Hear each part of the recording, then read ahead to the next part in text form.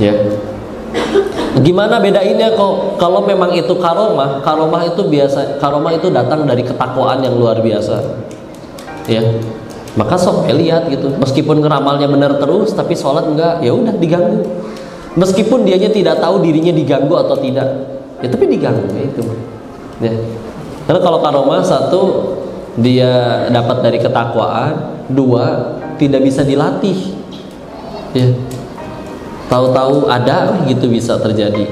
Kalaupun dia ngerti bisa ngelakuin, sebisa mungkin pasti nggak pengen ditunjukin. Kenapa? Takut orang yang ngelihat nanti malah mengilahkan dia. Si itu hebat tuh, sakti, keramat. Jadi bergeser ke Allahnya. Ya. Jadi nggak akan malah dipamerin di itu segala macem. Ya. Tapi kalau misalkan yang kedua diganggu, ya, diganggu, baik dia pengen diganggu atau tidak diganggu, ya ada aja. Ada orangnya udah takwa kok, tapi dia bisa ngeliat dan yang lain-lain, ya udah diganggu ya, bisa jadi. Sana bisa ada juga yang namanya jin nasab ya. Jadi yang misalkan entah dulu kakeknya atau siapanya punya keris, pernah pakai jimat dan lain-lain, meninggal orangnya, ini nyari ke salah satu keturunannya. Ya. Tapi izin ya, ini cuma sebagian dari intinya. Itulah yang paling pertama diganggu pasti, ya. Untuk supaya ibadah kita tidak diterima dan tadi doa-doa kita juga tidak diterima. Nah, agar supaya masalah-masalah kita ditolong Allah, ya udah sih memang ya melayakkan diri aja kita di hadapan Allah. Karena kadang ya memang ada beberapa amalan yang kalau dilakukan untuk dapat ini amalannya apa ada. Tapi udah sejatinya dikabul atau enggaknya kan tergantung Allah mau nolong atau tidak. Yang harus lebih kita sering pikirin adalah layakkah diri kita ini ditolong Allah?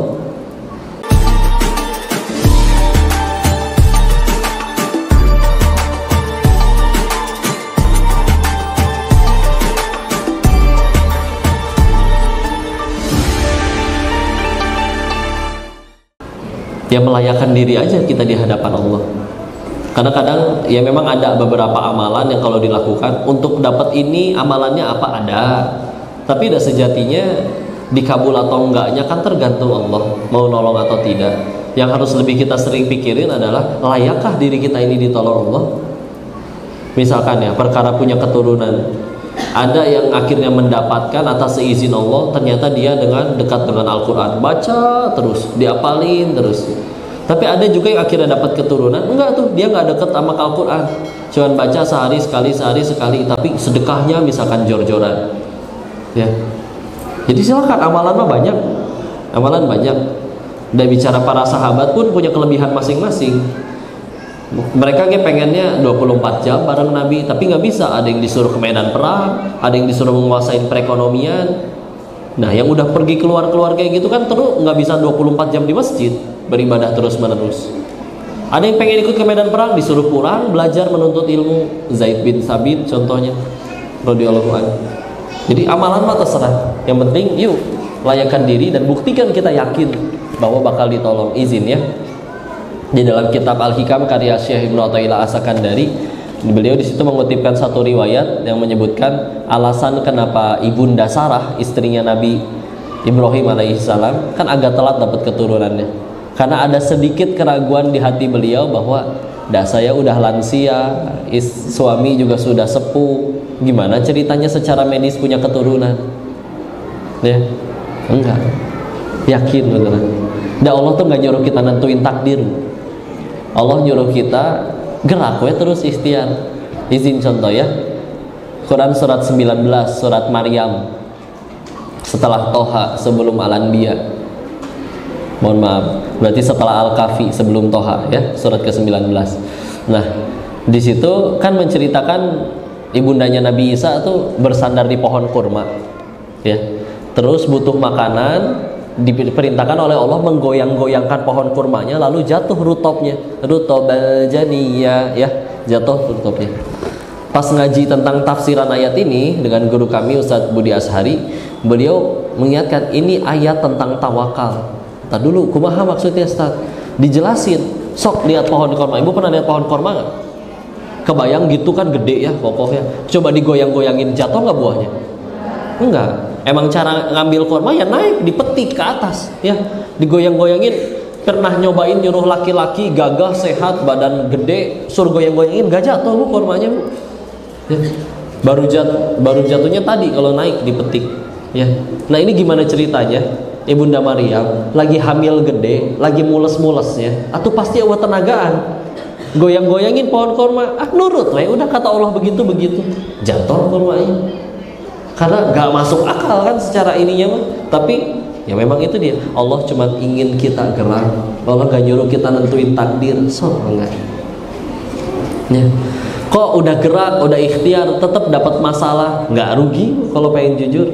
Baru rugi satu kalau kita standar bahagianya masih ngukur-ngukur dunia atau belum pengen surga.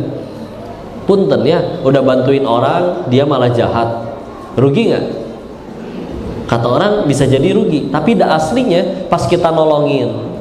Contoh kejadian kayak gini ya, ibu mungkin kenal sama teman kerja yang ya nggak terlalu akrab sih, tapi tahu dia satu kantor.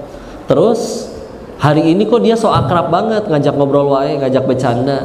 Begitu udah deket diketaladenin bercanda-bercanda, taunya dia mendekat, ada bisikan maut bu. Apa bisikannya? Bu, ada gope dulu nggak bu? Ya. Karena lagi ada rezeki, sok mangga we teh pakai. Oh masya Allah engkau manusia terbaik. Oh lebay ya, muji-mujinya. Udah dipuji, dia pulang pamit. Qadarullah besoknya ketemu di pasar, nggak janjian. Kita nyapa, nggak pengen lagi, nggak cuman ngucap salam, assalamualaikum, dia aja pergi we melengos.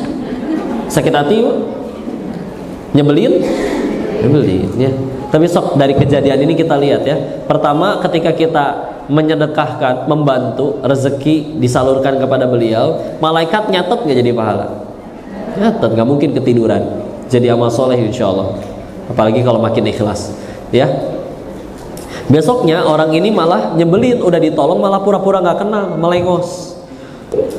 Dan menurut sudut pandang dunianya sakit hati kalau digituin. Tapi ingat, kepahitan tuh ujungnya kan cuma dua. Kalau nggak menggugurkan dosa, pasti meninggikan derajat. Maka waktu akhirnya kita udah nolongin dia, terus dia malah jahat, kira-kira bersihin dosa kita kan? Bersihin, menggugurkan dosa. Maka dari kejadian tadi, satu kita dapat pahala, dua dapat penggugur dosa. Bukankah itu dua tiket utama ke surga? Iya. Kita ada kepengen ke surga teh butuh pahala yang Allah ridho, dan butuh dosa-dosa kita dibersihin dulu, ya. Jadi aslinya mah dari sudut pandang akhiratnya nggak rugi. Kapan masih rugi? Tadi kalau misalkan masih yang dikejar bukan Allah. Bahagia tuh kalau misalkan dan mereka ngelakuin sesuai yang kita suka, enggak sama sekali, ya. Rugi.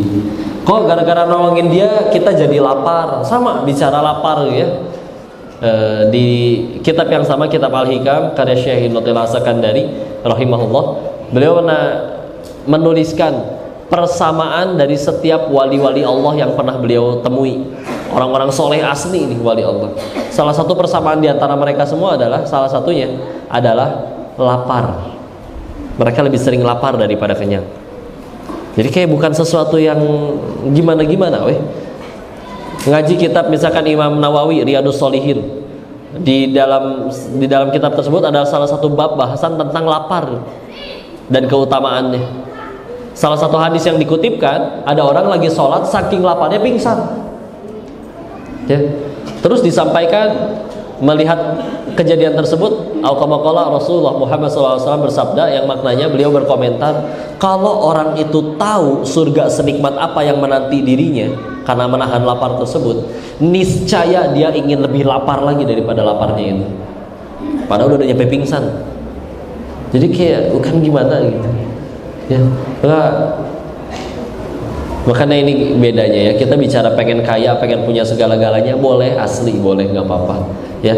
Tapi memang kalau dibandingkan dengan zaman-zaman mereka terdahulu, generasi terhebat, bicara kaya itu tuh beda dengan sekarang. Di zaman itu bisa dibilang kaya itu cuman efek samping,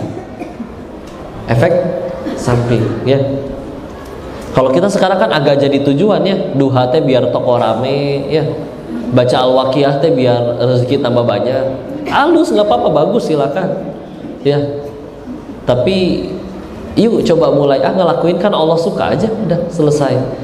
Ya, dan ketika akhirnya terkabul pun jadi tambah rame tokonya, uangnya tambah banyak. Nah, aslinya belum tentu jadi nikmat, tapi masih bisa jadi ujian. Kapan jadi nikmat? Kalau membuat kita tambah dekat kepada Allah, udah gitu aja. Sok cek ya ujian-ujian ya. Ibu misalkan tiba-tiba di WA sama suaminya, manggilnya apa? Ayah, yang bet, apa ya? Mamah ya, mamah, uang belanja besok ayah naikin ya. Berapa ya? 15 juta. 1 minggu katanya. Per minggu 15 juta. Senang bu? Nyenengin ibu-ibu mah gampang. Dikasih khayalan ya udah seneng. Makanya pada suka nonton drama ya. Maka izin saya tanya, naik uang belanja nikmat bukan? Bukan, ujian. Baru tadi disebut ya. Kapan jadi nikmat? Kalau naiknya uang belanja jadi tambah dekat sama Allah, tambah taat pada suami, uangnya pun dipakai sedekah, dipakai zakat, dipakai untuk kebaikan. Punten, naik gaji, naik uang jajan, naik uang bulanan, tapi tidak dipakai taat, malah dipakai maksiat. Masa jadi nikmat? Musibah kan? Iya. Sama, naik jabatan, nikmat bukan? Ujian. Kapan jadi nikmat? Kalau bisa membuat dirinya yang memimpin dan yang dipimpinnya tambah dekat sama Allah. Udah gitu weh. Karena kalau misalkan mimpin dia makin zolim, mana jadi nikmat. Tapi kalau untuk tambah dekat sama Allah, yuk mumpung jadi pemimpin, saya pengen terapkan peraturan baru. Karyawan di sini tiap bulan yang muslim dipotong 2,5% untuk zakat. Dan setiap pagi kita mesti sholat duha dulu. Kalau mau tetap kerja di sini silakan ikutin peraturannya. Kalau enggak silakan, pintu keluar terbuka. Ya. Coba yang ngomong gitu pemimpin, enak kan? Coba yang ngomong sesama karyawan, kamu potong 2,5%. Nah, orang gajinya bukan dari kamu kayak digaji, ya. Sesama karyawan, kagok kan? Silakan ya. Jangankan itulah, ibu hafal Quran nikmat ya bu? Nikmat harusnya. Dulu ada santri pernah nanya, ya, saya jaga sholat katanya kok. Udah gitu, tapi sehari menghafal setengah hafalan baru, setengah halaman hafalan baru, susah luar biasa. Teman saya sholatnya bolong-bolong, sehari bisa nambah 4 halaman hafalan baru. Kenapa dia menghafalnya berhasil dan saya gagal? Jawabannya sama. Dia menghafal yang berhasil itu bukan yang paling cepat hafal, tapi yang karena hafalannya membuat dia tambah takut sama Allah. Udah gitu aja, sederhana. Bu, ahli Quran ya, tapi kalau tidak dipanggil fulan al-hafiz, ngambek. Maaf, itu ada penyebutan? Enggak, namanya bener. Al-hafiznya mana? Enggak dijadiin imam, pundung nyeletuk we di belakang. Dalam hati eta ge, nu kitu jadi imam alusan ge urang lah gitu. Coba, ahsan bagus enggak kayak gitu? Enggak ya, hafal Quran loh. Ya. Kan balik lagi ya. Na'udzubillah. Udah kebayang bu, kalau aslinya kan punya hafalan Quran deh, Allah yang nitipin, bukan kitanya yang IQ-nya tinggi, pinter, enggak, Allah mau nitipin atau enggak, udah gitu aja. Kebayang kalau kita udah meninggal, akhirnya berhasil nyampe depan gerbang surga, di depan gerbang surga ada baliho, ya, bukan kampanye tapi ya, ada baliho bertuliskan yang boleh masuk sini hanya yang sudah hafal 30 juz. Waduh, repot, balik lagi nggak mungkin, ya. Akhirnya ya sudah. Ternyata alhamdulillah syaratnya, misalkan ada orang belum hafal 30 juz tapi dasar dari Allah, saya banyak dosa, hayang tobat. Gimana caranya ya? Mulai dari surat yang pendek-pendek Al-Ikhlas. Aduh ya geng itu apal-apal ya Allah, abdi teu diseueur dosana. Tobat sambil nangis. Ya. Tobatnya pas meninggalnya pas lagi ngapalin surat Al-Ikhlas, husnul khotimah. Diampuni, belum hafal 30 juz loh. Ya, maha baiknya Allah. Makanya emang masuk surga itu karena rahmat Allah. Ya. Dan dihitung-hitung ibadah kita, kalau mau jujur, sholat kita yang mana sih yang yakin diterima? Tahu. Nabi Adam alaihissalam diusir dari surga. Gara-gara berapa dosa? Satu. Kita yang pengen ke surga, apa dosanya cuma satu? Enggak. Tapi kadang pede weh. Ya. Udah ngaji gini teh. Masya Allah. Itu ya, yang penting semuanya lillahi ta'ala kepada Allah. Bicara husnul khotimah juga sama ya, bukan perkara mati karena apa, tapi mati sedang apa. Beda tidak? Beda. Kok matinya karena covid tapi lagi sujud terakhir, husnul khotimah enggak?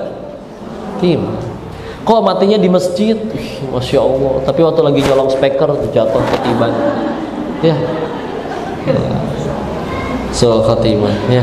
Udahlah, yang penting Allah suka ya.